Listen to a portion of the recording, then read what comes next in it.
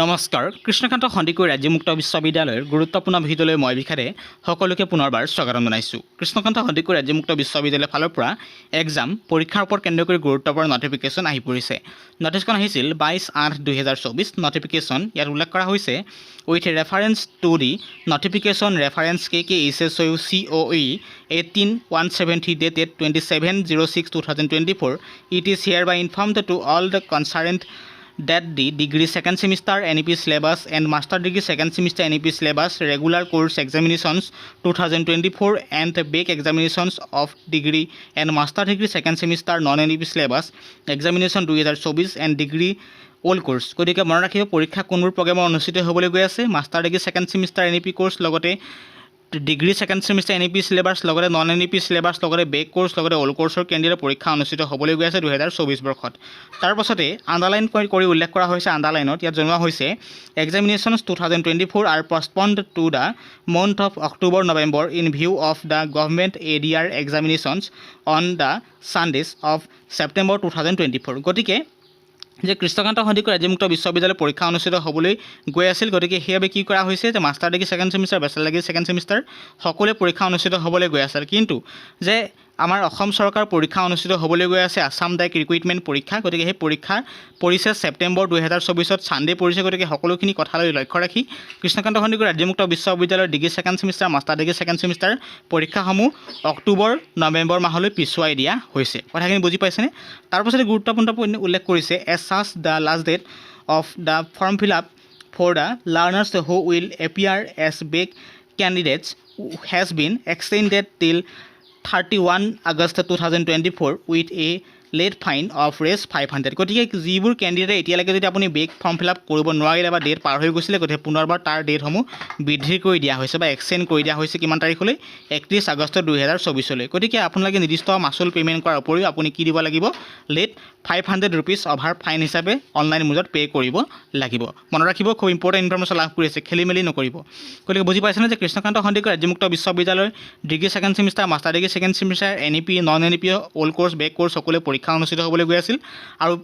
তথ্য অনুসৰি যে কৃষ্ণকান্ত সন্দিকৈ ৰাজ্যমুক্ত বিশ্ববিদ্যালয় যি সময়ত পৰীক্ষা অনুষ্ঠিত হ'বলৈ গৈ আছিল সেই সময়তে কি হৈছে আসাম ডাইৰেক্ট ৰিক্ৰুইটমেণ্ট এক্সাম অনুষ্ঠিত হ'বলৈ গৈ আছে। সেইদিনা হ'ব দেওবাৰ পৰিব লগতে আৰু ছেপ্টেম্বৰ মাহত পৰীক্ষা অনুষ্ঠিত কৰে। সকলোখিনি কথালৈ লক্ষ্য ৰাখি কৃষ্ণকান্ত সন্দিকৈ ৰাজ্যমুক্ত বিশ্ববিদ্যালয় এই ছেমিষ্টাৰ পৰীক্ষাসমূহ পষ্টপন কৰি দিয়া হৈছে বা পিছুৱাই দিয়া হৈছে কেতিয়ালৈ অক্টোবৰ নৱেম্বৰ মাহলৈ। গতিকে বুজি পাইছে কথাষাৰ। আৰু যিখিনি কেণ্ডিডেট যদি ছেকেণ্ড ছেমিষ্টাৰ আপোনাৰ বেক আছিল আপুনি আগত যদি পে'মেণ্ট কৰিব নোৱাৰিলে পুনৰবাৰ আপোনাৰ সোণালী সুযোগ প্ৰদান কৰা হৈছে। আপোনাৰ অন্তিম তাৰিখ হৈছে 31 আগষ্ট 2024 সুন্দৰকৈ আপুনি পে'মেণ্ট কৰিব আৰু পে'মেণ্ট কৰাৰ লগতে 500 rupees এটা আপুনি অভাৰ লেট ফাইন হিচাপে জমা দিব লাগিব অনলাইন মোডত সকলোখিনি। তাৰপিছতে গুৰুত্বপূৰ্ণ পইণ্ট উল্লেখ কৰা হৈছে কৈছে only online payment on time if any learners has made payment but receipt is not generated she needs to contact the ITCL of the university by sending an email to payments@kkshsu.in ইতিমধ্যে গুৰুত্বপূৰ্ণ point উল্লেখ কৰিছে আপুনি successfully payment কৰিলে payment কৰা ৰিচিপ্টটো যদি আপোনালোকে পে'মেণ্ট কৰাৰ সময়ত যদি ডাউনলোড কৰিব নোৱাৰিলে বা ৰিচিপ্টটো জেনেৰেট নহ'ল তেতিয়াহ'লে আপুনি কি কৰিব লাগিব যিটো মেইল দিছে এই মেইলটোলৈ আপোনালোকে এই প্ৰব্লেমটোৰ কথা জনাব লাগিব মেইল কৰিব লাগিব। ইয়াত উল্লেখ কৰা হৈছে আৰু এটা গুৰুত্বপূৰ্ণ পইণ্ট উল্লেখ কৰিছে ন' আদাৰ mode of contact will be accepted in this regard গতিকে এই তথ্যৰ উপৰি আৰু কোনো অন্য সুবিধা দিয়া নাই, ফোন কৰিবলৈ কোনো সুযোগ সুবিধা প্ৰদান কৰা নাই, মাত্ৰ মেইলৰ সুবিধা দিছে। যদি আপোনালোকৰ পে'মেণ্ট কৰাৰ পাছত যদি আপোনাৰ নিজৰ পে'মেণ্ট ৰিচিপ্টটো নোলালে বা সন্মুখত শ্ব' নকৰিলে জেনেৰেট নহ'ল তেতিয়া আপুনি কি কৰিব লাগিব এই প্ৰব্লেমটো আপুনি payments@kkshsu.in লৈ মেইল কৰিব লাগিব। সুন্দৰকৈ আপুনি নিৰ্দিষ্ট সময়ত মনি ৰিচিপ্টটো পাই যাব সেই মেইলৰ যোগেদি। তাৰপাছত গুৰুত্বপূৰ্ণ পইণ্ট উল্লেখ কৰিছে learners need not fill up any examination form গতিকে লাৰ্নাৰসকলে কোনো ধৰণৰ এক্সামৰ বাবে ফৰ্ম ফিল আপ কৰাৰ আৱশ্যক নাই, অনলি ফিজ পে'মেণ্ট কৰিলে সকলোখিনি ক্লিয়াৰ হৈ যাব। তাৰপাছত উল্লেখ কৰিছে note coordinators are not required to submit send any hard or soft copy of examination statement to the university coordinator সকলৰ বাবে জনোৱা হৈছে। আৰু ৰেগুলাৰ কোৰ্ছৰ গুৰুত্বপূৰ্ণ পইণ্ট উল্লেখ কৰিছে regular learners of NEP syllabus who have taken online admission second semester need not pay the exam fees again and need not fill up examination form গতিকে regular কোৰ্ছৰ কেন্দ্ৰসকলে admission কৰোঁতে আপোনালোকে সকলোখিনি ফিজ লৈ লোৱা হৈছে। আপোনালোকৰ degree second semester master degree second semester সকলোৱে আপোনালোক যিহেতু NEP চিলেবাছৰ ভিতৰত পৰে এডমিশ্যন কৰোঁতে আপোনালোকৰ সকলোখিনি ফিজ লৈ লোৱা হৈছে। আপুনি কোনো ধৰণৰ পৰীক্ষাৰ বাবে ফিজ পে'মেণ্ট কৰিব নালাগে, কোনো ধৰণৰ এক্সামৰ ফৰ্ম ফিল আপ কৰা আৱশ্যক নাই। তাৰপাছতে গুৰুত্বপূৰ্ণ পইণ্ট উল্লেখ কৰিছে enrolment number of master degree learners of non NEP syllabus গতিকে কোনবোৰ পৰীক্ষা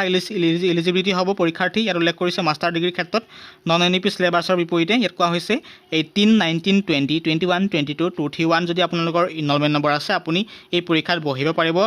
নন NEP চিলেবাছৰ মতে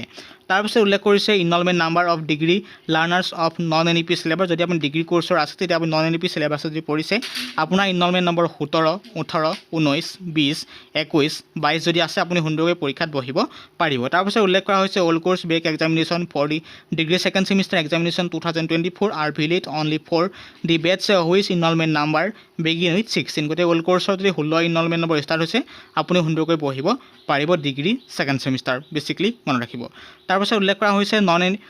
কৰা হৈছে no exam for all course master degree as the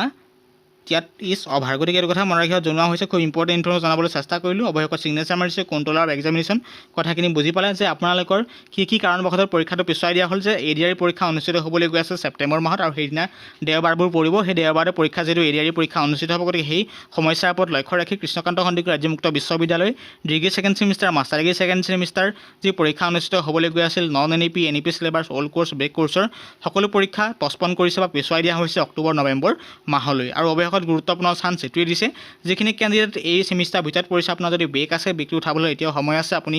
31 August 2024 ভিতৰত আপোনালোকে পে'মেণ্ট কৰিব লাগিব আৰু নিৰ্দিষ্ট পে'মেণ্ট কৰাৰ উপৰিও অভাৰ এটা লেট ফাইন হিচাপে 500 ৰুপিজ অনলাইন মোডত পে' কৰিব লাগিব গতিকে এইটো আছে জেষ্ট ইনফৰ্মেশ্যনটোৰ পৰা যদি অকণমানলৈ উপকৃত হৈছে নিশ্চয় ইনফৰ্মেশ্যন আপোনাৰ প্ৰিয় বন্ধুলৈ শ্বেয়াৰ কৰিব ইনফৰ্মেশ্যনটো উপকৃত হৈছে নহয় কমেণ্ট বক্সত কমেণ্ট কৰিব ধন্যবাদ